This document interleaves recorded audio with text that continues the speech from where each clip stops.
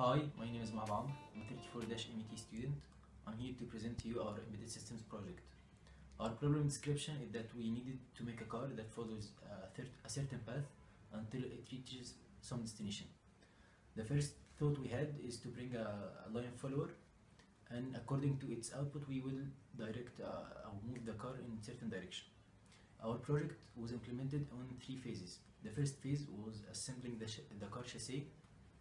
The second one was implementing the logic and the code, and the third one, final one, was printing the.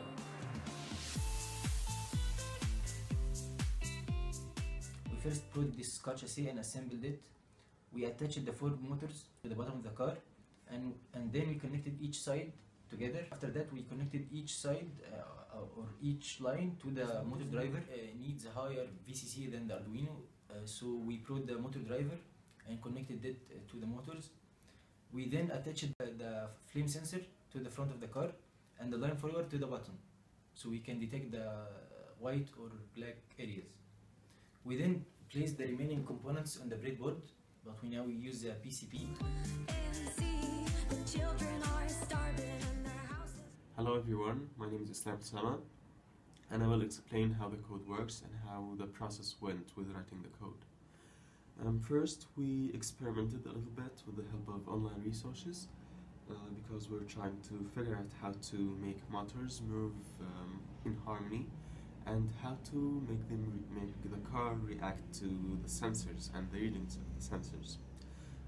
We've also needed to implement the logic for each sensor, and we've used an online module called elapsed millis just to measure the elapsed times. The elapsed time for debugging. For the logic of the code, we first check the fire sensor. If the fire sensor is high, meaning that there is fire or the temperature is high, then we stop the car from motion. And we do that by just sending signals to the motors. Else, if the fire sensor is off, then we know that then we can actually move the car. We move the car according to the line sensor. If the line sensor actually sees a line, then we move forward to follow this line. If the line sensor does not see a line, meaning that there isn't a line, then the car keeps rotating right, until it finds a line and the logic is repeated again. We've also refactored the code just to have a separate method or function for each sensor and for each. I will tell you about the components of our car. First, there are four wheels, each one attached to a motor. These 4 motors are attached to the motor driver, and then we have the Arduino and the microchip. We have a flame sensor, and we have a line follower to detect black from white This lines. Is a PCB and a LED to indicate which direction the car is moving, and we brought a power bank to make the car mobile. We decided in the third phase to use a PCB instead of a breadboard. So first we got a medium-sized PCB to fit the car. Then we drilled holes in the PCB to attach our components, which are the buzzer and the resistor and an LED. The PCB has a face of copper. We used a black marker to draw our circuit on this copper face. Then we dropped the PCB in acid for 1 hour to wash off the copper. After that, we soldered the components and wires on the PCB board. Then we placed the PCB board on the car and connected the wires from the Arduino to the PCB. Thank you.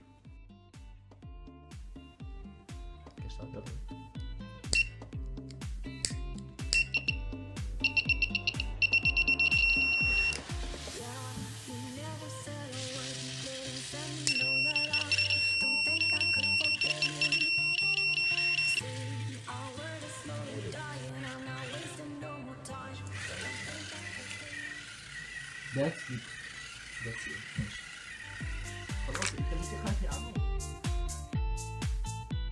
Now to talk about the wiring. We have a 12-volt battery. This is the positive and this is the negative of the battery. We are connecting it to PCB. 3 lines coming out from the line forward. These are the line forward, and these are the pins for the line forwards. We have 3 pins coming out from the flame sensor. They are here. And then we have the 4 pins for the motors. Each motor has 2 pins. And then this is the connection from the PCB to the Arduino. The beeper is connected in the PCB itself and have wires coming out from here, connecting it to the Arduino. And coming out from the Arduino are the VCC and the ground. Thank you.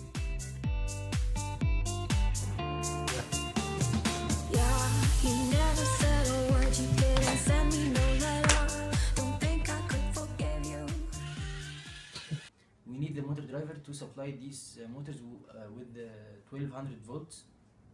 12 volts بس. عادي ما تمسحش. بقف بقى دلوقتي.